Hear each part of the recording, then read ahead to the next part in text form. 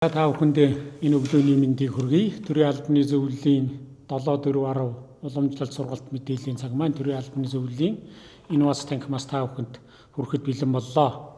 За өнөөдрийн сэдэв маань бол нэлээд чухал сэдэв байгаа. За салбар болгонд одоо өөрийнхөө асуудлыг чухал, онцлог гэж ярьдаг. Тэгсэн хэдий ч аюулгүй байдал иргэдийн оролцоо гэдэг асуудал бол өнөөдөр бидэнд бас нэлээд тулгамдсан ийм асуудал байгаа. Тэгээд энэ сэдвээр засгийн газраас хөтөлбөр баталсан байгаа. Өнөөдрийн мэдээлэл хийхээр хөтөлбөрийн хэрэгжүүлэгч, нэгжийн хэвлэлийн багийн ахлагч мөнхчин, мөн аюулгүй байдал судлаач Баярбаатар нар та бүхэнд мэдээллийн цагийн хугацаанд мэдээлэл хийхээр байгаа. Ингээд та бүхэн маань бас анхааралтай оролцсон уу гэдгийг хүсье. Ингээд микрофоноо мэдээлэл хийх багш нартаа шилжүүлье.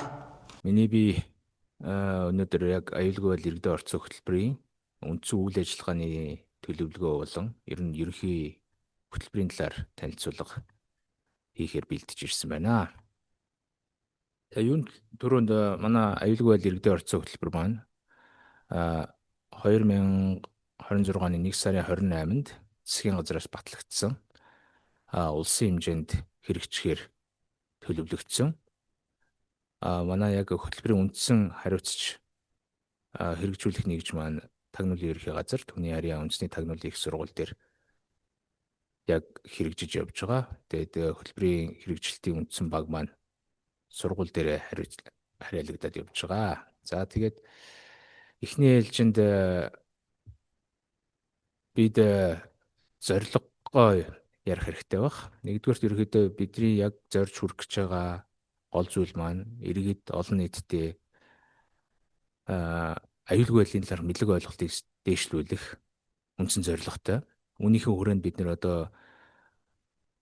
хит хитэн таргет групп буюу зорилттой бүлгүүдэд тодорхойлсон. Үүний хамгийн ихэнд бол төрийн албан агчид маань орсон байна. Мөн хоёрдугаарт бол иргэд олон нийт орж байгаа. Иргэд олон нийт болон төрийн албан агчид маань бас нөлөөлж байгаа бас нэг зүйл юу вэ гэхээр гол мэдээлэл агуулах хүргэж байгаа сувг болох хэвлэл мэдээллийн салбарыханд бас бид нэр төлөхөө хурц ажиллахаар төлөвлөсөн байгаа. За үүнийхээ өрөөнд бол яг эхний ээлжинд бид нэр төрийн албаны ангилал онцлогт нийцүүлэн тусгаалсан сургалтын арга зүй боловсруулж түүгээрээ дамжуулан мэдээлэл хүргэх чадах болох талаар анхны байдлаар төлөвлөд явж байгаа. Иргэд олон нийтийн хувьд бол эх орон үзлийг төлөвшүүлэх, иргэдийн оролцоог идэвхтэй болгох, ер нь иргэд яагаад аюулгүй байдлын талаар мэдээлэлтэй байж иж ер нь үндэсний аюулгүй байдал маань хангагддгийм бэ гэсэн талаарх мэдлэг ойлголтыг дээшлүүлэх бас нэг зорилготой байгаа.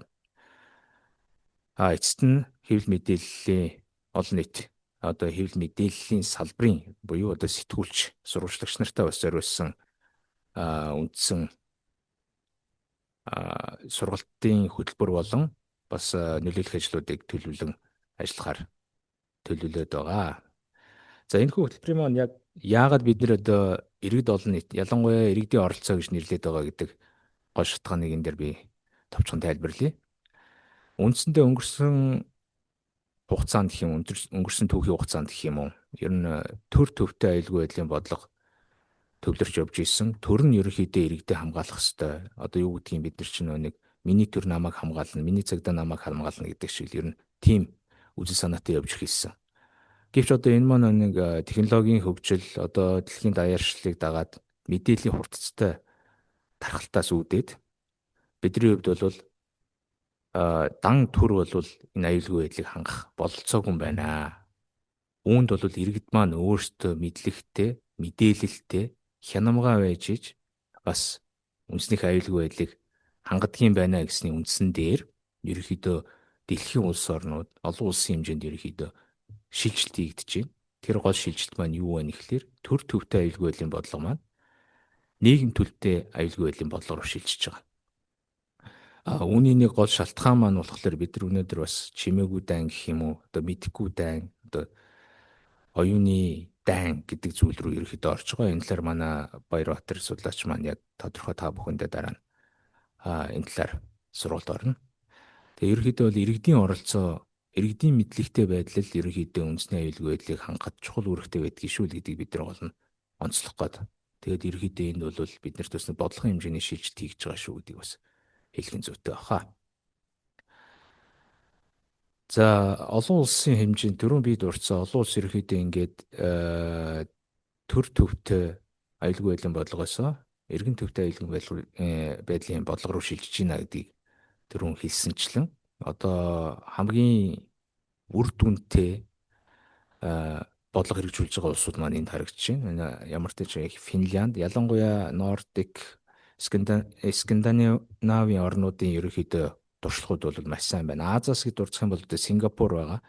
Сингапур маань бас өөрийнхөө үндэсний аюулгүй байдлын үзэл баримтлалыг үндсэндээ иргэдийн оролцоон дээр үндэслээд батлан хамгаалахын үзэл баримтлалыг сая сүүлд баталсан. Тэгээд Total Defense гэдэг нэг том хөтөлбөр хэрэгжүүлээд явж байгаа. Энд бол иргэд нь мэдлэгтэй, мэдээлэлтэй, иргэн бүр өөрөө ухамсартай байснараа эрхэн улсынхаа аюулгүй байдлыг хамгаалдаг бай гэдэг үндсэн чиглэл рүү явдаг. Тэр ч утгаараа бас иргэн бүрт нь өөрсдөнд нь тодорхой иргэний үүрэг нь улсаа хамгаалах энэ мэдээлэлтэй байх, аюулгүй байдлын талаар мэдлэг ойлголттой байх асуудлыг энэ хөтөлбөрийн хүрээнд хэрэгжүүлээд явж байгаа. Финлянд байна. Ялангуяа Финляндийн хувьд ярихад бол Финлянд, Шведийн хувьд ярихад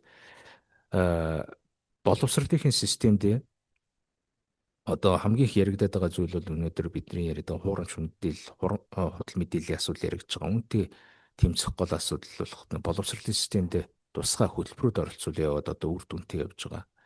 Тэгээд энэ талаар мэдээж хэрэг Баярхотор судлаачийн юм дээр дуртагд нь илүү дийлгэрэнгүү. Ямар ч тач яг олон улсын туршлагаас судлаад туршлагаас танилцуулахад одоогор бол Финланд, Швед, Сингапур гэдэг орнууд иргэн төвтэй аюулгүй байдлын үзэл баримтлал руу шилжээд явж байгаа шүү гэдгийг харуулъя. За манай хөтөлбөрийн үе шат. Хөтөлбөр маань 26 оны 1 сард батлагдсан ч гэсэн 26 оны 5 сараас ерөөхдөө хэрэгжиж эхэлж байгаа аль бие ёсоор. Тэгээд энэ хугацаанд бол 26 он бол бидний хувьд үндсэндээ бэлтгэл ажил, судалгаа хийх ерөөхдөө бол ирэх 2 жилийн хугацаанд хөтөлбөрөө илүү үр дүнтэй хэрэгжүүлэхэд чиглэсэн бэлтгэл ажлуудыг ерөөдөө хангаж ер нь явна гэдээ төлөвлөсөн байна. 27-оос 28 оны хувьд 28 оны 12 сар хүртэл ерөөдөө хөтөлбөр нь бүрэн хэрэгжинэ. Тэгээд эцэст нь үнэлэгдэнэ. Тэгээд үнэлгээний дараа бол мэдээж цаашдаа бидний хөтөлбөрөө яах вэ гэдэг асуудал мэдээж тэр шийдэгдэх баг. Одоогор бол бид нар зөвхөн бэлтгэл ажлаа хангаад явж байгаа. Тэгээд үүний хүрээнд бид нар бас өөрсдийн гэсэн үндсэн вебсайт болон одоо Facebook пэйж хуудас нээх, контент боловсруулах гэдэг бүх ажлуудаа ерөөхдөө хийгээд явж байгаа. Хэрэг та бүхэн сонирхвол Facebook дээр аюулгүй байдал иргэдийн оролцоо гэж тавил манай аль бие усны Facebook хуудас байгаа. Тэрүүгээр дамжуулаад бас өдөр тутмын мэдээлэл авах боломж байгаа. За манай үндсэн чиглэлийн талаар дахиад нэг хэлэхэд төрийн албаа чиглэл мэдээллийн салбарын ажилд байгаа иргэд олон нийт чиглэсэн сургалтын хөтөлбөр боловсруулна гэсэн байгаа. Яг сургалтын хувьд сургалт бол маш чухал гэж ерөнхийдөө хөтөлбөрийн зүгээс үзэж байгаа. Үүний хүрээнд бас нэг 10 жилийн хүүхдүүд болон ялангуяа хэвлэл мэдээллийнхэндээ бас тусгаалсан сургалтын хөтөлбөр боловсруулахаар бид нэр одоо судалгааны ажлаа хийгээд явж байна. Мөн төрийн албан агч хэвлэл мэдээллийн салбарынханд одоо ерөнхийдөө зориулсан тань мэдхгүй одоо юу гэдгийг мэрэгжлийн хүмүүс дээр тулгуурласан эрдэм шинжилгээний хурал зохион байгуулахаар ажиллаж байна. Ямар ч байсан бид нэр сая 5 сарын 26-нд аюулгүй байдлын чиглэлээр ажилдаг аюулгүй байдлын салбарын экспертүүд нэр хүндтэй хүмүүс дунд зориулсан ерөнхийдөө яг хөтөлбөрийн инсепшн буюу хөтөлбөрөө танилцуулах зорилгоор хагас өдрийн хилцүүлэг зохион байгуулсан маань бас амжилттай болоод ерөнхийдөө бас мэрэгчлэнүүдээс одоо фидбек гэх юм уу нааштай үр дүнгууд одоо юу гэдгийг судалгааны материалууд санал шүүмж энэ бүгд ингэ аваа явж байгаа. Энэ маань бас ирээдүйд бидний хэрэгжүүлэх одоо 27-28 оны үйл ажиллагаанд маань бас илүү эерэг нөлөө үзүүлнэ гэж бид нар бас харж байгаа. Хэвлэл мэдээлэл олон талд суугаар дамжуул олон нийтийн соён гэгэрүүлэх мэдлэг ойлголтыг түгээн дэлгэрүүлэх гэдэг маань ерөнхийдөө бол яг dissemination буюу түгээн дэлгэрүүлэх үйл ажиллагаа байгаа. Тэгээд тэр маань бол одоо манай үндсэн Facebook түрүүн хэлсэн миний үндсэн Facebook хуудаснаас маань үндсэндээ тархаад явна. Тэгээ мөн бид нар бас хэвлэл мэдээллийн тодорхой хэрэгслүүдтэй хамтран ажиллахаар төлөвлөсөн зарим хамтын ажиллагаа нь эхлээд явж байгаа. Энэ хүрээндээ бас олон нийт рүү чиглэсэн масс контентуудыг бас гаргахаар төлөвлөд ажиллаж байгаа. За хөтөлбөрийн хамрах хүрээний хувьд бол одоогоор бидний төлөвлөгөө гэх юм уу төлөвлөлтөөр бол 21 аймаг 330 сум 9 дүүрэгтэй хүрч ажиллана гэсэн анхны төлөвлөлт гараад угаасаа хөтөлбөр анх хэрэгжих батлагдахтаа ч гэсэн үндэсний хэмжээнд хэрэгжихээр батлагдсан учраас бид нар бол засаг захиргааны нэгжүүдээ ерөөдөө улсын хэмжээнд ингээд тодорхойлцоод эндээ одоо хэрхэн яаж хүрч ажиллах вэ? Хинд яг ямар арга барилаар хүрвэл илүү үр дүнтэй байхын гэдэг ажлуудаа бол бид нар одоо яг бэлтгэл ажлын хүрээнд хангаад одоо жишээлбэл ингээд төрийн албаны зөвлөлтөд уулзаад бид нар хэрхэн яаж илүү үр дүнтэйгээр хөтөлбөрийн үр дүнг илүү яаж өндөр үр дүнтэй болгох вэ гэдэг тэр тал дээр ерөөд анхаарал ажиллаж байна. За хөтөлбөрийн ерөөхдөө хэрэгжиж дууссаны дараа бол бидний харж байгаагаар дараах 3 үр дүнд хүрэх бах гэсэн төлөвлөлттэй байна. Эхний байдлаар бол төрийн албан хаагчдын аюулгүй байдлын мэдлэг боловсрол хандлага дэвшлэн. Тэгээд хамгийн гол асуудал чинь өнөөдөр юу вэ гэхээр төрийн албан хаагчд төвшин ангиллаар шалтгаалаад бас нэг төрийн нууцтай холбоотой мэдээллүүдэд нэвтэрдэг учраас бас энэ тал дээр илүү сэрэмжтэй, илүү хянамгай байх тэр боломж боловцоо чадахыг дээшлүүлэх байхаа гэж бас харж байгаа. Яг гоо иргэд олон нийтийн хувьд бол мэдээллийн дархлаа гэдэг асуудлыг бид нар ерөөдөө айгүй их чухалчилж байна. Тэгээ үндэсний хэв нэгдлийн асуудал байна. Одоо нийгэмд бол туушрал асар их гарч байгаа. Гэхдээ тэр нь бас гадны болон дотоодын эсрэг шийдийн нөлөөтэй байгаа гэдэг утгаараа бол бас манай хөтөлбөрийн хөтөлбөр амжилттай хэрэгжих юм бол энэ тал дээр бас нэг тодорхой хэмжээнд эерэг үр дүн гарах болов уу гэж бид нар бас харж байна. Үүнтэй зэрэгцээ одоо ямар сэтгүүл зүгэн тим нийгэм байдаг гэж ярьдаг. Үүнтэй адилхан сэтгүүлч хэвлэл мэдээллийн ажлуудын мэдлэг ойлголтыг ялангуяа аюулгүй байдал, когнитив аюул занлаас урьдчилан сэргийлэх чадхыг дэвшлүүлэх, өөрсдийгөө хамгаалах, мөн дүнжлэн үндэсний аюулгүй байдлаа хамгаалах тэр чиглэл рүү илүү их мэдлэг мэдээлэл олгох гэдэг юм уу одоо тэдний аюулгүй байдлын талаарх мэдээлэл чадхыг бас дэвшлүүлсэн байх зорилт тавиад ер нь бол ажиллаж байна. Тэгээд эцэст нь хэлгээд төрийн албан хаагч та бүхнийг манай хөтөлбөрийн үйл ажиллагаанд идэвхтэй оролцож санал бодлоо нээлттэй хилээд хамтран ажиллана гэдэгт итгэж байна. За баярлалаа. За сайн байцгаана уу. Наваг Баярбаатар гэдэг.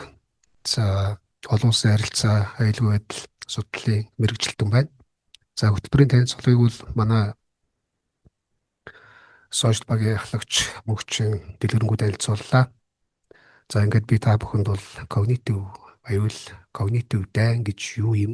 Энэ нь ер нь ямар механизмаар яаж ажилладаг юм? Түүний хор хохирол нь ямар аюул зандал, ямар эрсдэл учруулдаг талаар бол мэдээлэл өгье гэж өнөөдөр хүрэлцэн ирлээ. Ингээд та бүхнийг дэвж сонсноо гэж найдаж байна. За бид нар бол энэ үндэсний аюулгүй байдлын шин талбар буюу когнитив аюулгүй байдлын талаарх энэ концепцийг боловсруулахдаа та бүхний санаж байгаагаар мэдж байгаагаар батлан амлах яам дээр үндэсний аюулгүй байдлын сөрөн төсвөрлөх чадамж гэдэг үндэсний хэмжээний төсөл хэрэгжиж байгаа. За мэдээж хэрэг бид нар бас ерөнхий дагуулгын хувьд бол тус төсөлтэй бол зарим талаар нэг гэхдээ бид нар хэрэгжүүлж байгаа төсөл маань юугаараа ялгаатай вэ гэхлээр когнитив аюулгүй байдал дээр үндэслэсэн юм байна. За тэгээ когнитив аюулгүй байдал гэдэг би та бүхэнд товчхон тайлбарлахыг хичээе. Когнитив гэдгийг хэрвээ та бүхэн мэдж байгаа бол ерөнхий үндэс утга нь бол тань мэдхүү гэсэн үг.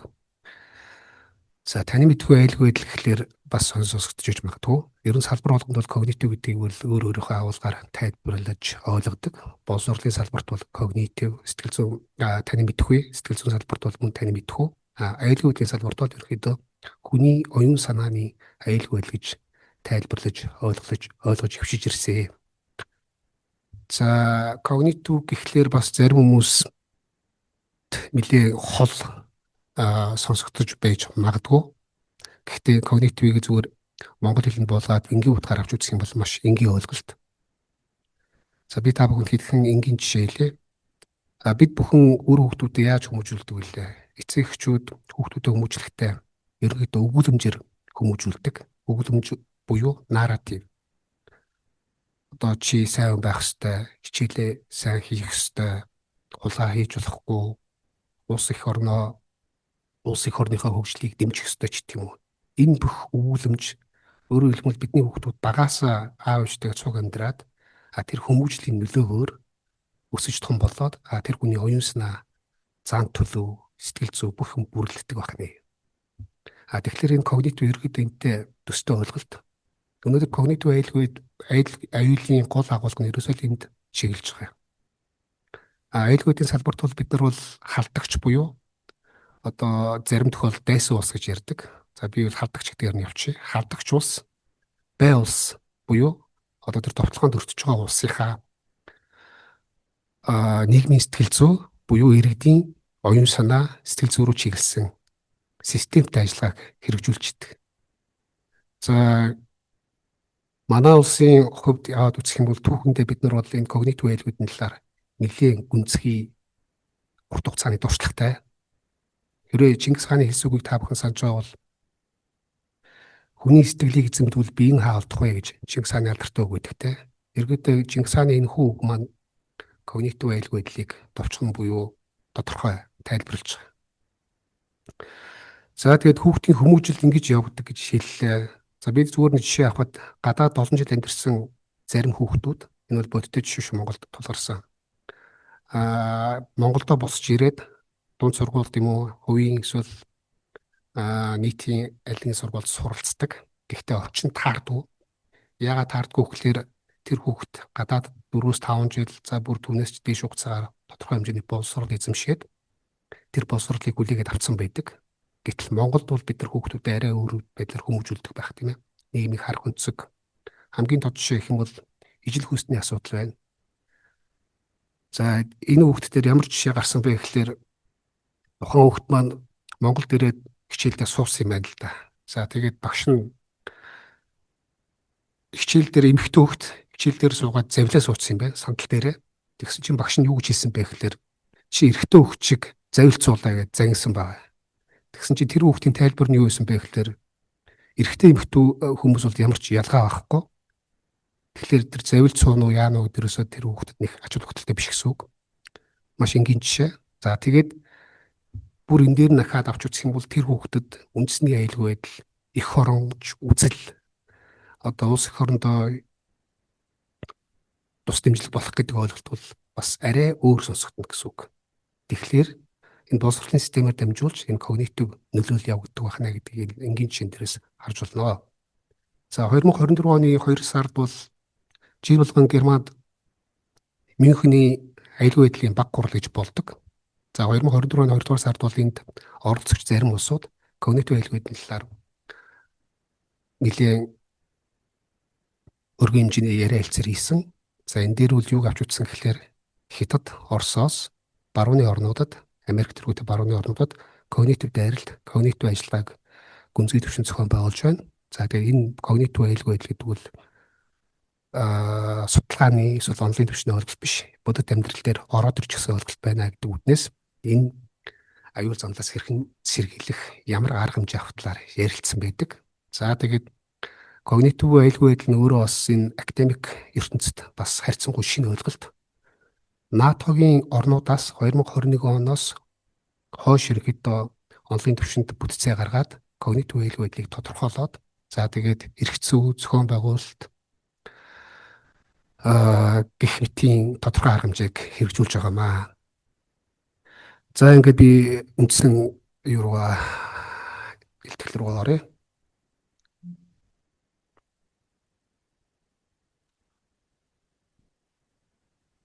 За дэлгэцэн та бүхэн харж байгаа бол дайны үндсэн талбар гэж байдаг. Ерөнхийдөө аюулгүй байдал гэдэг бол аль нэгэн гадаад буюу гадны хүчний халдлагаас өөрийгөө хамгаалагдсан байхыг товчхондоо хэлдэг энгийн ойлголт. За уламжлалт байдлаар дайны талбаруудад бол далай, газар, агаар, кибер, сансар гэсэн 5 орон зайг хамруулж авч үздэг байсан. Өөрөөр хэлбэл аль нэгэн улс нөгөө улс руу довтлохдоо тэнгисээр довтлно. газраар хуурай замын армин орж ирнэ. Агаарын товтлогоо хийгдэнэ. За тэгээд захин орчинд хадлага хийгддэг. Дээр нь сансрын технологи буюу хиймэл оюун хиймэл дагуул. За тэгээд холбогдох бусад технологи энэ арга хэрэгслээр дамжиж тухайн устдаа бодит халдлага гэдэг гэсэн үг. За орчин үед яадаг болсон гэхэлэр заавал энэ бодиттой буюу энэ кинетик хадлагыг хийхээс улс орнууд ерөөдөө зайлсхийдэг болсон. Өөрөөр хэлбэл орчин үед даяаршил маш хүчтэй гүнзгий өргөөрөө хамарсан ойлголт учраас хэрвээ нэг улс нөгөө улс руугаа дайрч ороход тэр даяаршлынхаа үр нөлөөгөөр эдийн засгийн болоод нийгмийн үнд зүйлийн аюул олон зүйлээр холбогдсон тэр систем нь өөрөө гажуудал үүсээд ажиллахад хэцүү болоод эхэлдэг. Ийм учраас бодит дайралт, кинетик дайралт хийхээ өмнө когнитив ажиллагаа явуулдаг болсон. Когнитив ажиллагаа гэдэг нь би түрүүнд хэлсэнчлэн ерөөдөө тухайн улсынхаа нийгмийн сэтгэл зүй рүү чиглэдэг.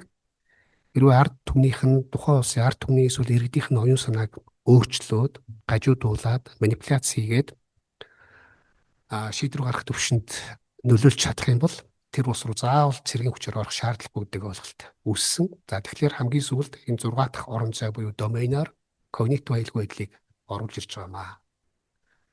За когнитив аюулгүй байдлууд аюулгүй байдлын шинэ талбар. За үүний гол ойлголт нь юу гэхээр олон нийтийн ухамсар, оюун санаанд нөлөөлнө. За тэгээд юу бодох, юу мэдрэх, ямар хариу үйлдэл үзүүлэхийг бол залуурдна гэсэн үг. Өөрөөр хэлбэл манипуляц хийгээд тавьсан зорилготой хүрчдэг.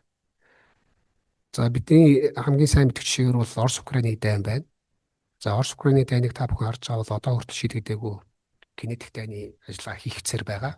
Хэрвээ Оросны талаас энэ когнитив ажиллагааг амжилттай зохион байгуулад Украины одоо өөрөөр хэлэх юм бол ард түмнийх нь дийлэнхийнх нь оюун санааг за тэрийг өөрийнхөө зорилгод ашиглаж чадах юм бол Украины иргэд зүгээр л байлтгүйгээр буугаад өгчих байсан. Тэр ажиллагаа сайн хийгдээгүй буюу тийм ажиллагаа тухайн үед яригдаагүй учраас одоо бол Орос бол одоо хүртэл Украин руу товтлосоор байгаа. За тэгээд судлаачдын үзэж байгаагаар бол 2030 он гэхэд когнитив аюулгүй байдвал энэ аль нэгэн талуудын за олон улсын дайны шийдвэрлэх талбар болно гэдэг судалгаа дүгнэлтийг хийж байгаа. Тэгэхээр улс орнууд урдаан ганц танк, пуужин гар дайтахгүй бай улсынхаа нийгмийг бүхэлдэн загварчлан иргэдийнх нь эсэргүүцэл тэмцлийг өөрчлөн таамаглаж загварчлал симуляцийн за тэгээд тэрэн дээр нь тохируулсан загвар босруулж дайнд ашиглана гэдэг ойлголт энд яригдана. За когнитив дайн маань өөрөө яг ямар арга замаар явдгийг яг юу зордсон бэ гэдгийг энд слайдн дээр товч харуулсан байна. За тэгэхээр бол халдагч улсаас бай улсын иргэдийн оюун санаа зан үйл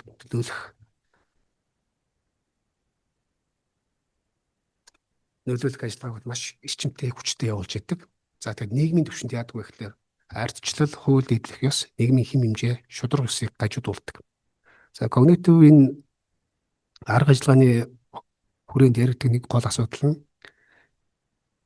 хүн яг юу бодож байгаа нэ. Одоо Монгол хүний аваад үзэх юм бол бидний үнэт зүйл Монгол хүний үнэт зүйл гэж тустай юм байна да. Одоо өөрийгөө бусад үндэснээс ялгах, одоо бахархах, Монгол бахархалч гэх юм уу. Тэрийг өөрчилдөг, агуулгыг өөрчилдөг. За тэгээд ойлголтын гажуудал гэж нэг бол онлайн төвшөнд ярьдаг. Тэгэхээр одоо бидний олон жил ярьж хивсэн арчлал гэж юу юм?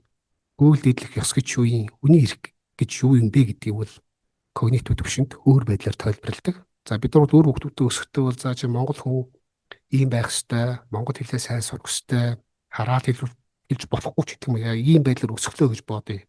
Гэтэл когнитив нөлөөлөлд орсон хүмүүс маань яадаг вэ гэхээр тэр монгол хүний үнд зүйлийг үл тоох хэмжээнд төлөвшнө. За тэгээд арчлал гэдгийг яг бидний үтсэн тэр утгаар агуулгаар бол ойлгохгүй. Арчлал гэдэг нь шууд өөр эмх самбраагүй байд юм байна. Их маягаар тайлбарлаж ойлголтын зөрүү, мэдлэгийн зөрүүг гаргадаг гэсэн үг.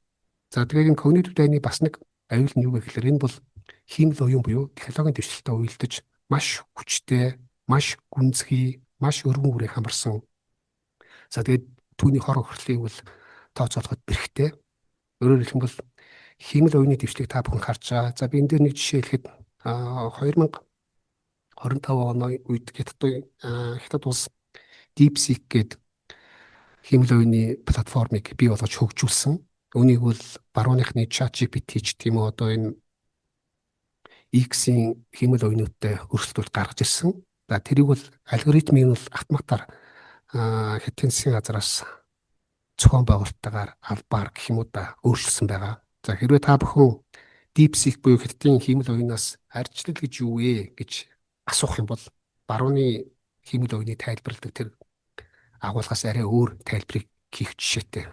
За бүр зарим судлаачид тодорхой асуулт бэлдэж асуусан байна. Тухайлх юм бол хятадын хөгжүүлж байгаа хиймэл оюунаас Тайван тусгаар улс мөн үү гэж асуухад өөр ойлголтыг өгсөн байгаа. Тайваны тусгаар тогтнолын асуудал бол маш ээдрээтэй, олон талын оролцоог шаардсан бичих гэдэг юм уу? Тэр асуултаас зайлсхийх эсвэл Тайван бол тусгаар тогтсон улс биш ээ гэдэг талаар тайлбарл хийдэг. Өөрөөр хэлбэл засгийн газараас хяналтайгаар тэр хиймэл оюун ажилтдаг гэсэн.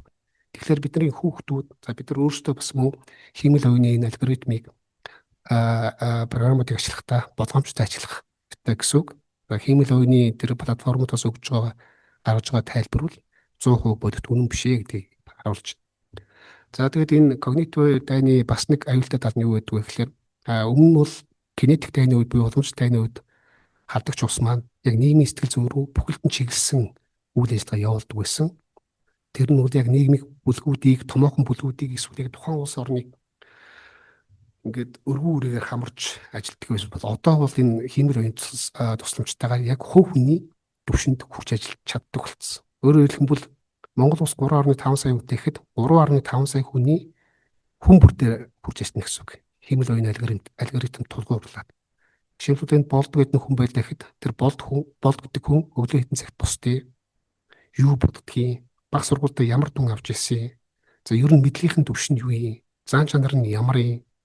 Юунд зордгийг, мөнгөнд дуртай юу гэдэг юм уу? Тэр бүх мэдээллийг цуглуулах чадамжинд хүрсэн одоо хиймэл оюуны тусламжтайгаар. За тэгээд тэр бүх 3,500,000 хүнийхээ нэг хүнийхэн мэдээллийг аваад 3,500,000 дата хүний дата бүрдлэхэд тэрэн дээр мэдээж 1000 байтугай 100,000 ажиллаад тэрэн дээр дүгнэлт гаргахад хэцүү бол хиймэл оюун бол өчнөө 1000 дахин тэрнээс их датан дээр хэдхэн секундэд ажиллаад босруулалт гаргаад хийдэг гэсэн үг. За тэгэхээр халдагч усаас ямар аргамжаа авч болох вэ гэхлээр яг тухайн хүнийхээ зан чанар сэтгэлзүйд харуулсан мэдээллийг явуулна. За тэр мэдээлэл нь бол хуурамч байдлаар хийгдэнэ. За тэгээд тэр хүний итгэл үнэмшлийг өөрчлөх хэмжээний юм хадгалгуудыг зохион байгуулдаг болсон. За Монгол улсын хэмжээнд бол бид нар судлаачдын төвшөндөө судалгаа хийхэд бол тодорхой хэмжээнд энэ шинж тэмдэг ажиглагдаж байгаа. Барууны судлаачдын хувьд бол Хятад болоод Оросоос барууны орнууд руу чиглэсэн энэ тарих угаалт гэх юм уу энэ когнитив ажиллагаанд нэлийн гүнзгий төвшөнд хүрсэн. За тэгэхээр энэ байдлаараа хор хөрслийн хэмжээ нь бол нэлийн өндөр гэсэн үг. Тэгэхээр Монгол улсын хувьд бол энэ когнитив ажиллагаа, когнитив хор хөрл харагдахгүй байна ч гэдэг юм уу, анзаарахдаггүй байна гэдгээр бид нар бол зүгээр сууж болохгүй. Энд бол бэлтгэлтэй байх хэрэгтэй. Тэгэхээр бид нар ямар хариу аргамж авах вэ гэхээр мэдээж хэрэг энэ сошиал орчинд энэ когнитив шинж тэмдэг ажиллаж байгаа энэ ажиллагааг бид нар судлаачдын түвшинд тодорхойлох хэрэгтэй. За тэгээд төр зэсэг төрөний манай мөгчин судлаач ярьснаар одоо аюулгүй гэдэг үл зөвхөн төрийн байгууллагуудын төрийн хариуцсан үүрэг биш. Иргэдийн бүх оролцоог шаарддаг. Тухайн хувь хүн дундаг дулмаагийн оролцоог шаарддаг. Тэгэхээр энэ оролцоог бэхжүүлэх хэрэгтэй. За тэгээд халдагч талынхаа когнитив хүчин чадлыг сулруулах нэгдүгээр аргамж байна. За хоёрдугаарт нь тэр когнитив халдлага хийгдэх юм бол тэрийг сөрөнд төсвөрлөх чадвараа бэхжүүлэх энэхүү зорилт байна. За гуравдугаарт нь хүний болоод технологийн чадамжийг сайжруулах хэрэгтэй. Өөрөөр хэлэх юм бол хиймэл оюун суурилсан когнитив ажиллагаа бид нар мөн ялгаа авахгүй. Хиймэл оюун суурилсан когнитив сөрөнд төсвөрлөх чадвараар сааруулах ийм боломжтой. Тэгэхээр энэ чиглэлээр бол бид нар бол өргөн хүрээнд үйл ажиллагаа явуулах хэрэгтэй гэдгийг томьёолж байна. За когнитивтай ер нь хүний оюун санаанд яаж нөлөөлдөг вэ гэж. Ерөнхийдөө хүний тарихыг судалж үзэхэд хүний тарих бол тодорхой мэдээллийг хүлээж аваад тэрэн дээр логикийн дүгнэлт хийхэд ерөнхийдөө өөрийн тарихны хүчин чадлынхаа 2% ашигладаг. Гэтэл үлдсэн 98% дээр нь бол дандаа тийм субъектив хүчин зүйл нөлөөлж идэг. Өөрөөр хэлэх юм бол таны таньдагч бай, таньдгүйч бай, за нэг цуг ажилтдаг хүмүүс хүний чинь талаар хуурамч мэдээлэл, за гүтгсэн харлуулсан мэдээлэл ирэхэд тэр мэдээллийг шууд үнэн гэж авах магадлал 98% тэл гэсэн үг. Тэгэхээр тэр логикоор энэ хүний мэдээллийг факт чек хийх, шалгах тэр ажиллагаа бол 2% байна гэсэн үг. Тэгэхээр энэний аюул нь энэ дэр байдаг. За тэгээд тэр мэдээллийг санамсаргүй байдлаар эсвэл санаатаагаар сошиал платформд тараадаг. За тэр нь бол гэрлийн урдаар бусад хүмүүс тардаг энэ ойлголт. Тэгэхээр хүний хоёр санд бол энэ когнитив ажиллагаа бол ийм хэлбэрээр нөлөөлнө. За тэгээд энэний бас гол аюул нь юу вэ гэхээр нано технологи, биотехнологи, мэдээллийн технологи, нейротехнологи их хөгжил хиймэл оюунтай уялдахлаар энэний учруулж байгаа хорог хорол цар хүрээ бол тэр хэмжээгээр давхар нэмэгдэнэ гэсэн үг. За когнитив дайны үед ажиллагааг яаж явуулдаг вэ гэхээр ерөөдөө хуурамч мэдээлэлээр түшиглэн. За түрүүний миний хамгийн өмнө дурдсан өгүүлэмжээр явдаг. Өгүүлэмж буюу наратив.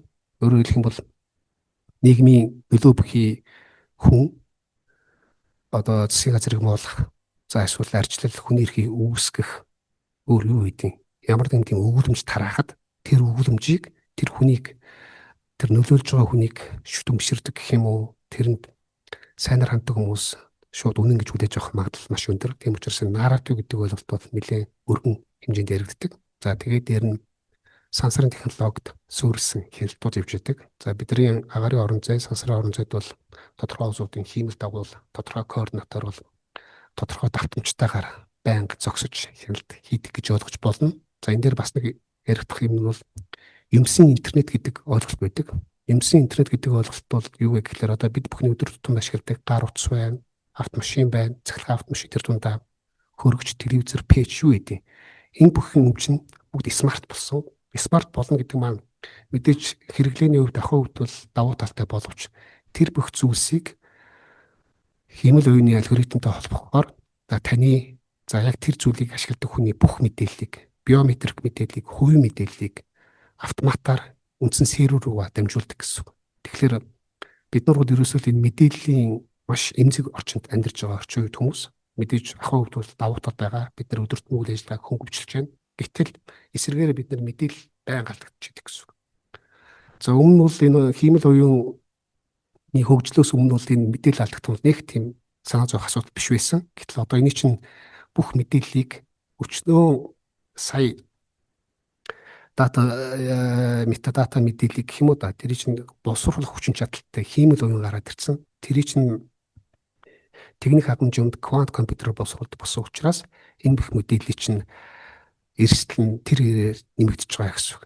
За тэгээд когнитив арга ажиллагаанд бас эдийн засгийн арга хэмжээг авдаг. Гадаадын хөрөнгө оруулалтын дээр бас дурддагддаг. Гадаадын хөрөнгө оруулалтыг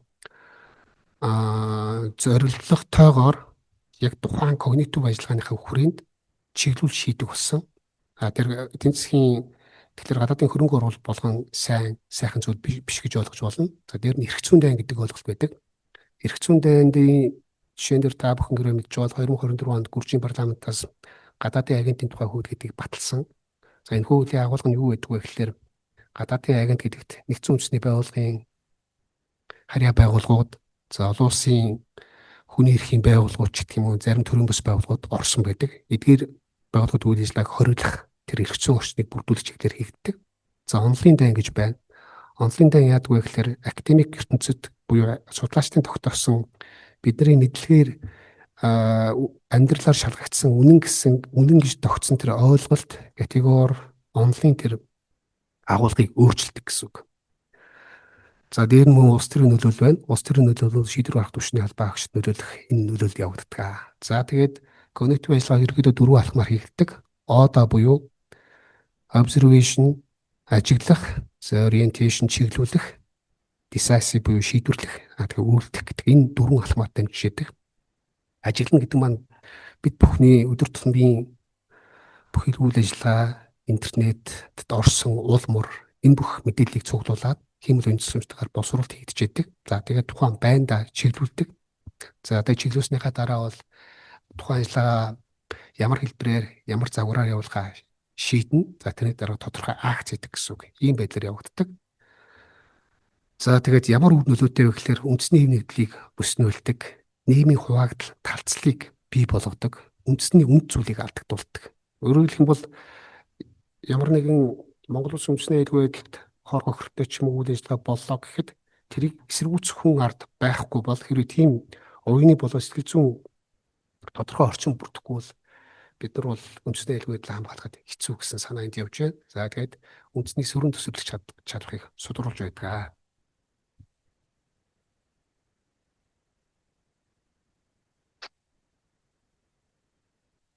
За энэ хиймэл оюунаар хуурамч мэдээллийг тарах технологи бол энэ когнитив дайны үед бол нэлээд өргөн яригддаг. За энэ дээр ямар асуудал яригддаг гэхээр микро таргет буюу цэгэн тусгал гэдэг ойлголт байдаг. За түрүүний ярьсанчлан өмнө бол яг нийгмийн бүлэг рүү чиглэдэг байсан бол одоо бол яг хувь хүний зам байдал тухайн хүнийхээ онцлогтод тааруулж өөрчилсөн бэлтгэсэн өгүүлэмжийг өндөр татамжтайгаар тараадаг. Хэрвээ та бүхэн Facebook, X, Instagram ч гэх юм уу энэ сошиал платформуудыг өргөн ашигладаг бол тухайн сошиал платформын өөрийнх нь автомат алгоритм гэж байдаг. Хэрвээ Facebook дээр бид нар тухайн нэг бүтээгдэхүүнийг ч гэх юм уу лайк дарцсан эсвэл тэрийг нэг тодорхой давтамжтайгаар үүсгэсэн байхад тухайн алгоритм маань өөрөө автоматар танд тэрхүү бүтээгдэхүүний талаарх маркетингийг санал болгодог шүү дээ. За тэгэхээр яг энэ аюугаар алгоритмаар ажилладаг гэсэн үг. Тэгэхээр хэрвээ та өсвөр насны хүүхэдтэй бай гэж бодъё. Өсвөр насны хүүхэд чинь үжил бодлон төлөвшөөгүй бай. За би төр зэгтэй гомдолтой ч гэх юм уу. Тэр бүх мэдээлэл датаг чинь цуглуулад анализ хийчихсэн байна гэсэн үг. За тэгээд хэрвээ тэр чинь сөрөг агуулгатай бол тэр чинь удам хөгжүүлээд явна гэсэн үг. За 2021 онд Бельгийн засгийн газрын ажилтан буюу төрийн албан агч хятадын тусгай албанаас хэрэгжүүлдэг энэ когнитив ажиллагааны бай болсон байгаа. За хятадын тусгай албанаас ямар үйл ажиллагаа явуулдаг вэ гэхээр AI Honey Trap гэдэг кодсон нэртэй арга ажиллагааг явуулдаг. Энэ юу вэ? Агуулга нь юу вэ гэхээр тухайн тийм бай усынхаа төрийн албан агч тодорхой энгийн иргэд рүү өрх занг тавьдаг. За тэгээд тухайн хүнийхээ одоо хувийн байдлыг нэхлээ судлах гэсэн үг. Энэ хүн ганцаардсан уу? За хааны жилтэй юу? Хүүхэдтэй юу? За тэгээд энэ саяны дурдсан чин дээр ямар үйл явдал өрсөн гэхлээр нэлээд ганцаардсан хүнийг өнлөөд тэр хүн рүү найзлах санал явуулсан. За тэгээд тэр хүн маань тэр саналыг хүлээж авсан. За тэгээд хиймэл оюун найз охинтой болсон. За тэгээд найз охинтой бол өдөр болгон чаталдаг. Өөрийнхөө амьдралын хувийн нууц бүх мэдээлэлээ тэрэндээ нээлттэй ярьдаг, сэтгэлээ онгоцолд ярьдаг гэх юм уу да. За тэгээд сүүлдээ тэр хоёрын харилцаа нэлээд гүнзгийрээд за тэгээд чатбот найз охиныхоо саналаар гэх юм уу да ятгалгаар манипуляцанд ороод тэр хүн бол амиа орлогыг завдсан. За энэ жишээ ахаад гүнзгийрэхлээр яадгүй гэхээр тодорхой төрийн нууцтай харьцдаг. За эсвэл тодорхой шийдвэр гаргах төвшөнд оролцдог. Энэхүү албан тушаалтнуудыг бол нэлээд өнөлдөг. За тэгээд бодиттой хүнтэй харьцаад ингэж ойлгодог. Зарим нь ухамсарладаг. Зарим нь бүр мэдж байгаа хэрнээ тэр харилцаа хөгжүүлээд явдаг. За тэгээд төрийн нууц мэдээлэл алдагдах. Эсвэл хортой шийдвэр гаргах үндэсний аюулгүй байдалд харш. За ийм эрсдлүүдийг хүчирдэг байна. Яг энэ ажиллагаа бол яг өнөөдөр дэлхийн нийтээр бол явж байна. За энтхийн зэвсэг түвшнээс яг энэ эсрэг бол ямар ажиллагааг сөрөг аргамж авч байгаа гэхээр энтхийн зэвсэг түвшний багшдыг эдгээр дайралтаас хамгаалсан сөрөг AI платформыг боловсруулж хэрэгжүүлэхээр ажиллаж байна ч гэх юм уу. Улс орн бол аль хэдийн хариу аргамжийг аваад бэлдээд эхэлсэн байгаа. За тэгээд хувь хүн нийгмийн бүлгийн одоо өөрийгөө хамгаалах үндсүүдийг сууг болгож ашигладаг. Тэгээд яг тэр суугаар нь зорилт мэдээллийг тараадаг. Өөрөөр хэлбэл би одоо өөрийнхөө даваад үзэх юм бол нэг тодорхой нэг хүмүүс бол хоббитай байдаг. Мотоцикл унах ч гэдэг юм уу, аялах. За эсвэл юу гэдэг философи түүхийн сэдвээр ярилцах гэдэг юм уу. За тийм хувь хүний бүлэг байлаа гэж үзье. Тэгэхээр тэр суугийг бол когнитив ажиллагаанд маш идэвхтэй ашигладаг. За бид нар бүлгийн хувьд бол одоо түүхийн нэг сэдвэр бид нар ярилцж байна гэж бодоход тэр түүхийн тухайн үндэсний түүхийг өгүүлсгэх тэр наративыг тараадаг. За тэгээд хэрвээ тэр хүн яг өөрийнх нь тэр суугаар өөрийнх нь оролцдог тэр хүрээлд энэ мэдээллийг үнэнгээд өмчлөлтөөр аваад үзэх юм бол тэр ихтгэл үнэмшлээ буцаад нийгэм рүүгээ цацдаг. Тэр нь буцаад өөрийнх нь тодорхой хүрээлд нөлөөлдөг. Өөрийнх нь ихтгэл үнэмшил нөлөөлдөг. Эннийгээ бүр зайлшгүй үнэн гэж тооцоод энийгээ хамгаалах чиглэлээр үйл ажиллагаа явуулдаг. Ийм арга ажиллагаа бас хийгддэг. За тэгээд хуурамч мэдээлэл бол маш өргөн хүрээнд бол тарааж байгаа. Мэдээж үүний цаана бол хиймэл оюун байна. Тэгээд орчин үед бол хиймэл оюуны системийн чадах нь бол маш хурдтай хөгжсөн. За тэгээд өөрөө бие даач суралцдаг болсон. Алдаа гаргасан бол алдаан дээрээ суралцсан. Нэмэлт дата бол нэмэлт дата цуглуулна. За тэгэхэд орчныхоо өөрчлөлтөнд тасан зохицно. Бүх хүмүүс бүлгийн онцлогтод тохирсон мэдээллийг түгээн маш цэгэн байдлаар буюу яг тухайн дундаг дулмаа дээр төвлөрч ажиллана. За тэгээд тэр нь ингээд олон хүнийг хамрахаараа энэ жагсаалт цуглаа нийгэм хамарсан үүмээ самуун болох тэр гол үндсийг бүрдүүлдэг. Нийгэм болж байгаа одоо шудраг бус. За төр зэгтээ гомцсон ч гэх юм уу энэ бүх хүмүүсийн одоо нисбүүцийн жагсаалт цуглаан бол 100% байдаг гэх юм 100% байдаг органикаар явагддаг гэж ойлгох юм бол бас гинэн ойлголт болно. Зарим тодорхой үйл явдал фактууд юу гэж дүгнж байна гэхээр бол тодорхой төвшний энэ үйл явдал фактууд маань гадны нөлөөтэй эсвэл хиймэл оюунаар манипуляц хийгдсэн энэ ажиллагаа байдгаа гэж ойлгож болно. Тэгэхээр бол мэдээллийн энэ хурж мэдээллийг хүлээж авах за энэ дэр хариу үйлдэл үзүүлэхдээ бид нар бол маш боломжтой байх ёстой гэдэг санааг энд төвшүүлж байна. За хуучин бол 20 дугаар зууны нас өмнө гэдэг юм одоо уламжлалтын аюулгүй байдлын онолдод юу гэж үздэг байсан бэ гэхээр одоо та бүхэн тэр харж байгаа геополитикийн судлаач Маккиндер гэж хүн байдаг. Энэ хүн бол юу гэж дүгнсэн гэхээр зөвхөн газрыг хэн хяналтандаа байлгана тэр хүн дэлхийг захирна гэдэг энэ геополитикийн ойлголтыг гол онолын томьёолыг гаргаж ирсэн үе юм байна. Тэр зөвхөн газар гэж юу хэлдэг вэ гэхээр зөвхөн газар гэдэг маань Евразийн цөм газрыг хэлдэг. За хуучин бол далайн тээвэр далайн харилцаа сайн гэж байгаа хот бол энэ зөвхөн газрыг хянсан хүмүүс дэлхийг захирна гэдэг энэ томьёол бол зөв юм аа гэдэг дээр бол олон судлаачид нэгдэжсэн. Гэтэл энэ дараа хаад томьёол гарч ирсэн. Ямар томьёол гарч ирсэн гэхээр далайн хүчний онол гэдэг. За далайд хин ноёрхон тэр дэлхийг захирна гэдэг. За тэгээд өнөөдөр ямар ойлголт гарч ирсэн гэхээр хүний оюун санаа бол геополитикийн өрсөлдөөн шинэ талбар болж байгаа. Өөрөөр хэлэх юм бол когнитив талбарт энэ давуу тал эзэдэн тэр дэлхийг захирна гэж энийг томьёолж байгаа. За тэгэхээр когнитив ажиллагааны гол тулгуурлаж байгаа суурь нь юу вэ гэхээр хиймэл оюун. Хиймэл оюун бол одоо хүний потенциалаас давсан, чадвахаас давсан, өчнөө сая дахин давсан тэрхүү боломжийг бол олгож байгаа. За энийг бол аюулгүй байдлын салбарт сөрөглөгч талууд аль аль нь идэвхтэй хэрэгжүүлэх хичээж байна. За тэгээд шин зууны зэвсэг байх нь бол боломжтой гэж үзэж байна. За хамгийн гол нь байгаль улсынхаа иргэдийн итгэдэг үндэслэлийг хянд чадсан сөрөглөөнд ялна гэдэг байдлаар асуудлыг томьёолдог. За хэрвээ та бүхэн дэлгэсэн дээр харж байгаа бол Америк нэгдсэн улсын генерал хэлсэн үгийг харж байна. Дайснаа ялна гэдэг нь стратегийн чухал байршлыг эзлэхээс илүүтэй соёл сэтгэл зүйн нь эзэмдгийг хэлнэ гэж товч өгөөд тодорхой томьёолсон байна. За энэ дээр би хоёр хөрш улсынхаа кейсээс та бүхэнд хуваалцъя гэж бодсон. За Будапешт Хятад ард улсын хувьд когнитив ажиллагааг ямар хэлбэрээр явуулдаг вэ гэж. За Хятад улсаас дайны 3 номлол гэдэг албан ёсны номлол байдаг. Энийг үлгтийн ардын чөлөөлөх айрам өөрийнхөө айрмын цэргийн номлолд бол албан ёсоор оруулсан. Энэ номлол дайны 3 номлол нь юу ярьдаг вэ гэхээр эрх зүйн дайн, өмнө дурдсан, онлын дайн, за тэгээ мэдээллийн дайн гэсэн энэ 3 хэлбэрээр үйлчлэгээ явуулдаг. За тэгээд энэ Хятад 50-ны жишээн дээр үл яг нэг үл яг тодорхой системтэйгээр хэрэгжүүлдэг. Онлайн дайн яадаггүй гэхээр онлайн дайны агуулгыг зүгээр товчтой тодорхойлоход 50 өөрөө тусаар тогтнолоо зарлах. За Хятадаас бүр мөссөн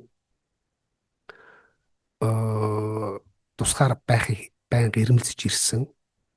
За тэгээд онлайн дайн яадаггүй гэхээр хэрвээ тодорхой асуудал үүсээд Будапешт Хятад ард улсаас 50 руу халан тогтлох шаардлагатай боллоо гэж үзэхэд онлын хувьд бол 50 бол Хятадын салшгүй нэг хэсэг.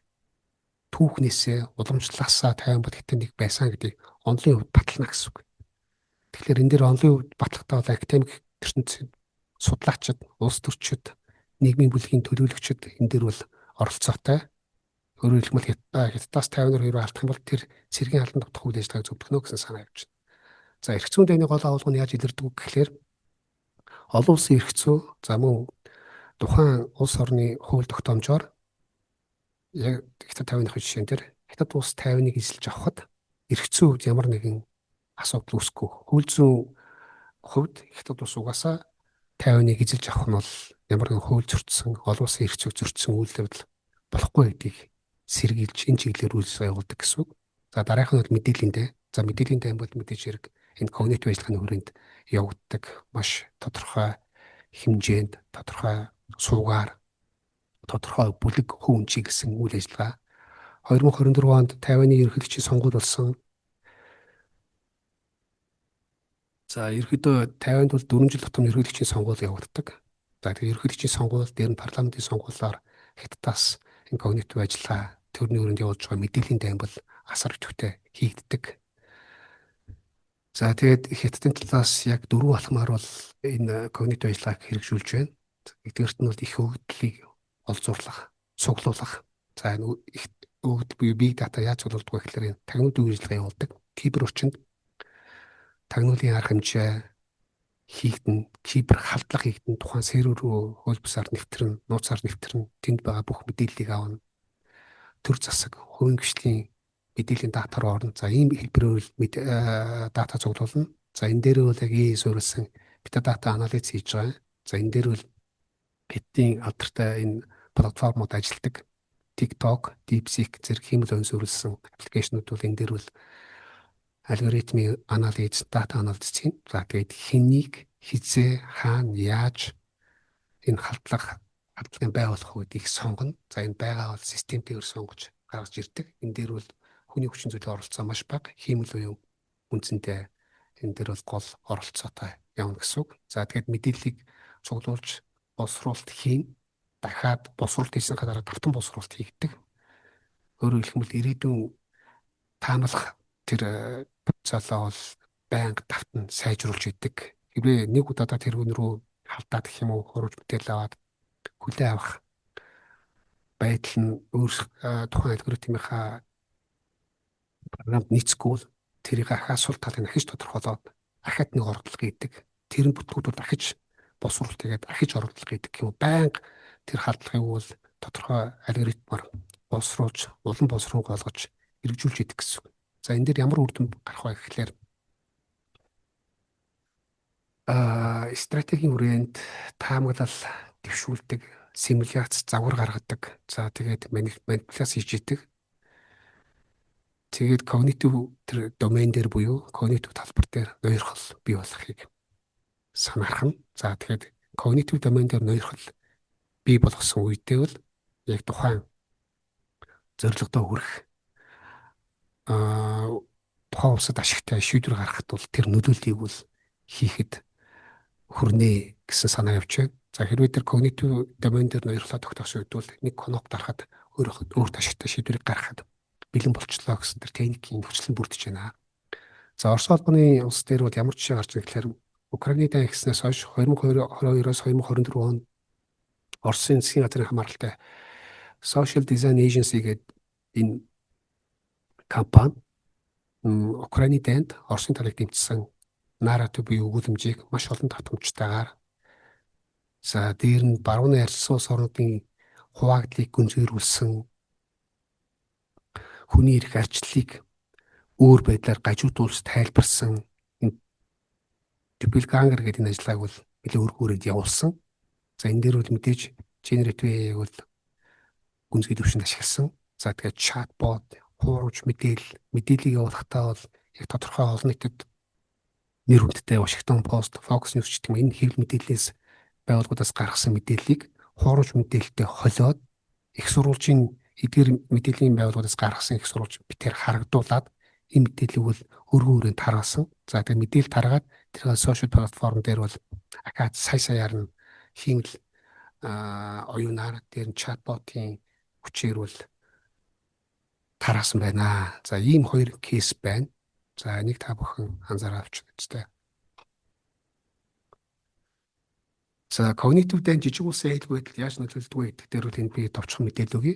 За когнитив дайны гол зорилго нь бол улс үндэстнийг дотроос нь дороотуулах, хүчгүүдүүлэх явдлаа гэж судлаачид бол тодорхойлдог. За тэгээд гадны этгээд аюулгүй байдлын бодлоод нөлөөлнө, төрийн байгууллагын доктортой үйл ажиллагааг алдагдуулна, олон нийтийн санаа бодлыг нөлөөлнө. За тэр олон нийтийн санаа бодлыг зэвсэг болгож ашигладаг. За тэгээд өөрсдийнхөө геополитикийн нөхцөл байдалд нийцүүлээд За энэ дээр би та бүхэнд нэг тодорхой судалгааны үр дүн танилцуулах гэсэн. Манай судалгааны IRIM гэдэг байгууллага байдаг. IRIM байгууллагын 2024 оны судалгааны үр дүн байна. За энэ үр дүн дээр ямар дүгнэлтэнд хүрсэн бэ гэхээр гадны улсууд өөрсдийн геополитикийн ашиг сонирхолд нийцүүлэн Монголын олон нийтийн санаа бодлол нөлөөлөх мэдээллийн компанид ажлыг олон жил үргэлжлүүлсэн байх боломжтой гэдэг дүгнэлтийг энэ IRIM судалгааны хүрээлэнгийн дүгнэлтэнд дурдсан байна. Тэгэхээр бид нар Монгол улсын хувьд бол энэ когнитив дайны ажиллагааны шинж тэмдгүүд ажиглаж байна гэж би түрүүнд хэлсэн. Одоо энэ бол нэлийн өргөн хүрээнд анхаарахгүй байхын асуудал болоод болсон байна гэдгийг энд та бүхний анхааралд хандуулъя. За дараагийнх нь асуудал нэг байдгүй гэхээр когнитив дайралт нь үндэсний аюулгүй байдлын чухал шийдвэр гаргалтанд бол нөлөөлж байдаг, саадуулж байдаг. Үндэсний нийтлийг сааруулах, нийгэмд хуваагдал талцал үүсгэх, тодорхой бэлтгэсэн өгүүлэмжээр дамжуулан хөөхөн нийгмийн бүлгийн сэтгэл зүйд нөлөөлдөг. За тэгээд эцэстээ бол улс үндэстний өөрийгөө хамгаалах хүсэл зорилгыг мохоодог гэсэн үг. Хэрвээ та бүхэн баталгаа хамгаалах салбарт ч гэдэг юм уу, за бид нар бол Монгол улс шилдэг, мянган зэрэг бэлтгээд гаргаад ирээд бодъё л доо.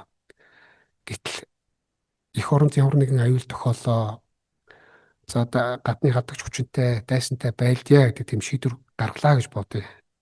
Гэтэл масс маань тэрийг хүлээж авахгүй бол тэр шилдэг мянган зэрэг маань юу ч хийгээд нэмэргүй гэсэн үг. Тэгэхээр тэр масс руу чиглэсэн, массын оюун санааг өөртөө чиглэсэн энэ ажиллагааны үр дагавар бол энэ дээр оршино.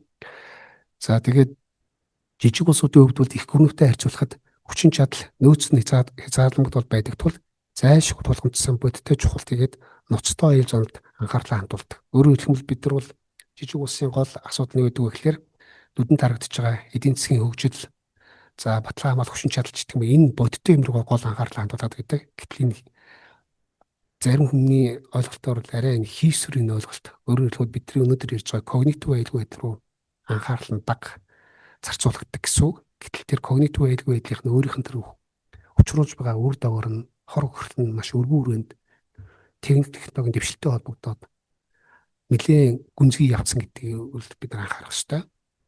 За когнитив талбарын аюул занал нь урт хугацаанд аажмаар улс үндэстний оршин тогтнох аюулгүй байдлыг хамгаалах хүчин чадлыг бол системтэй сулруулж байдаг. За жижиг улсын хувьд бол энийг анхаарах ёстой байна. За тэгээд энэ түрүүн бид дурдсан нийгмийн түлшрэл хуваагдал эмх самбараагүй байдлыг үүсгэх нь когнитив алдлын гол аюулуудын нэг байдаг. За эндээс юу үүсэх вэ гэхээр когнитив талбарын дайралт нь иргэд олон нийтийг үндсэн бай болгоно. Нийгмийн бүхэлдэнд хамардаг тул үндэсний хэмжээний бодлого хариу үйлдвэрлэх шаардлага үүсдэг юм аа. Тэгэхээр манай энэ хөтөлбөрийн гол зорилго юу вэ гэхээр зөвхөн төр засгийн түүний харьяа байгууллагуудын аюулгүй байдалд анхаарах ёстой бус, тодорхой арга хэмжээ авах ёстой бус, Hall of Governance буюу засгийн газар, Hall of Society буюу ард иргэдтэй хамтран ажиллана. За тэгээд энэ дээр когнитив талбарт Hall of Nation буюу үндэсний хэмжээний сөрөнд төсвөрлөх чадамжийг бүрдүүлэх энэ чиглэл рүү энэ зорилгоор хэрэгжиж байгаа арга хэмжээ гэж ойлгож байна. За ер нь иргэдийн оролцоо яагаад чухал вэ гэдгийг би энэ илэрхийлэхээ төгсгөлд та бүхэнд товч дурдъя гэж бодлоо. Монгол улсын үндэсний аюулгүй үзэл баримталт бол ирээдүйн сайн сайхны төлөө хувь нэрөө оруулахыг бол үндэсний аюулгүй анх бодлогын гол чиглэлүүдийн нэг болгосон. За дээр нь иргэдийн аюулгүй байдлын асуудлаар өргөн мэдээлэл бэлтгэхтэй байлгах, аюулгүй байдлын анх үүдэрт хувь нэрөө оруулах, боломжоор хангах, хамтран ажиллах нь бас төр засгийн үндсэн үүрэг. Энэ хоёр эрхцэн үндэслэлээр тулгуурдан энэ хөтөлбөр нь хэрэгжиж байна гэж ойлгож байна. За тэгээд энэ ард түмний үнд зүйл, үндэсний үнд зүйл, иргэдийн идэвхтэй оролцоо, бодит мэдлэг, мэдээлэл, ард иргэдийн нэгдмэл байдал маань энэ когнитив аюулгүй байдал буюу үндэсний аюулгүй байдлын нэг чухал талбар гэдгийг л та бүхэнд товч танилцуулъя. За ингээд анхаарал хандуулсан баярлалаа. Өнөөдрийн мэдээлэл бол чухал мэдээлэл гэж мэдээллийн цагийнхаа ихэнд та бүхэнд бас хэлсэн байгаа. Тэгэхээр энэ когнитив одоо аюулгүй байдал буюу танин мэдэх үеийн дайн гэдэгтэй холбоотой бас чухал мэдээллүүдийг бидэнд өглөө. Өөрөөр хэлэх юм бол иргэд бидний сэтгэл зүй, итгэл үнэмшил, шийдвэр гаргалтанд нөлөөлөх зорилготой ямар нэгэн боо шийдэм зэвсэг хэрэглэхгүй ч гэсэн сэтгэл санаагаар нөлөөлөд явах юм хүмүүсийн оюун санааг одоо байлдан дагуулах ийм аюултай байдлын талаар бас тодорхой тайлбар өглөө. За ингээд ганц нэг асуулт байвал авъя та бүхнээс. Сүмбэр сумын засаг даргын хамгааллын газрын дотоод ажил хариуцсан мэрэгжилтэн 4 сард ажилд орсон. Төрийн албаагчийн имэйл өөрчлөгдөх гээд тазын ингээд ороо. Энэ захим хэрэглээтэй холбоотойгоор асуусан асуулт байна л да. Тэгээд ер нь төрийн албанд ажиллаж байгаа албаагчдаа зөвлөх, туслах, зөвлөгөө өгөх энэ чиглэлээр гээд энэ зүйл байна. За энэ дээр жигчтэй бас хариулт өгч болох юм байна. За энэ казагаруудыг сошиалд маш ихээр гадуурхаж үндэсний нэгдэл нөлөөлж байгаа гэдэг талаар гэсэн байна. За энэ бол зөв асуулт гэсэн байна. Яг иймэрхүү түрүү би дурдсан бүлгийн одоо сонирхлоор нэгдсэн тодорхой цөөнх үндэстэн гэдэг юм уу тухайн бүлэг рүү чиглэсэн за тэр hate crime гэж ярьдаг үзэн ядах гэмт хэрэгтэй. Өвнийг дэврээдэг. За энэ хүү ажиллагааг бол гадны бодлоор маш хүчтэй явуулдаг сошиал орчинд. Гэхдээ Монгол улсын хувьд би яг энийг тухайн гадаад хүчний нөлөөгөөр юм уу зорилтоор хийж байгаа ажиллагаа гэж би бол бодохгүй байна. Гэхдээ яг иймэрхүү мэдээлэл явахад дөрөв би дурдсан. Бид нар лог сэтгэлээр fact check сайн хийх ямар их сурчаас гарч байгаа хүмүүс ямар хариулт үзүүлж байгаа гэдэг үедээ иймэрхүү мэдээлэл давтахгүй байх нь хамгийн гол хариу арга хэмжээний ихний алхам гэж бодож байна. Баярлалаа. За гайлын салбарынхан материалыг ашиглаад сургалт хийж болох уу гэсэн байна. Зүгээр багшийг үрээд сургалт хийх нь зүйтэй баг. За гайлын салбар бол бас онцлог үйлчлэгээний ил тод ингэж явдаг учраас энэ чиглэл дээр багштай холбоо тогтоож байгаад мэдээлэл авчиж болох байхаа. За баярлалаа гин. IRIM-ийн судалгааны мэдээллийг хаанаас авах вэ? IRIM судалгааны хөрөлөнгийн мэдээллийг бол тухайн байгууллагын IRIM гэдэг Google дээр үзээрэй. Бүх мэдээлэл нь өөрсдөө сайтн дээр ил байдаг. Тэрнээс харж болно. За тагнуулын ерөнхий газар төрийн тусгай хамгаалтын газар юм байх та сургалтыг яаж авах вэ гэсэн баг. Энэ чиглэлээр үл сургалт өгөх боломж нь байгаа хаа. Бид нар бол энэ цундаа төрийн албаагч тэгэхэд мэдээллийн ажиллагаанд зориулсан 2 гарын авлага боловсруулахаар ажиллаж байгаа. 9-10 сарын үед бол гарын авлага эцэлэгдэж гарна. Иргэд гол цөм бол когнитив айлгой байдал гэж юу вэ? Когнитив айлгойдлын үед ямар хариулт үзүүлэх вэ гэдэг тэр чадамжийг бэхжүүлэх чиглэлээр гаргаж байгаа. Энэ гарын авлага хэвлэгдсэний дараа бид нар намраас системтэйгээр орон нутгийн төрийн байгууллагуудаар сургалт хийгдэн. Тэр үед та бүхэн тодорхой дэлгэрэнгүй мэдээлэл авч болно. За ингээд өнөөдрийн мэдээллийн цаг маань ерөнхийдөө өндөрлөж байна. Бас одоо бидэнд анхаарах, үйл ажиллагаандаа баримтлах, сэрэмжлэх энэ чиглэлийн одоо гол мэдээллийг өгсөн сургагч хоёр багштай талархлаа. Та бүхний ажилд амжилт хүсье. Мөнгөчин багш Баярбаатар багш Эрдэнэ талархлаа. Ингээд цаашдаа бас ажил хэргийн холбоотой ажиллаж төрийн албаагчдын мэдээллийн аюулгүй байдал за амьдрах орчинд аюулгүй байх чиглэлээр бас холбогдож ажиллах байхаа. За баярлалаа та бүхэндээ.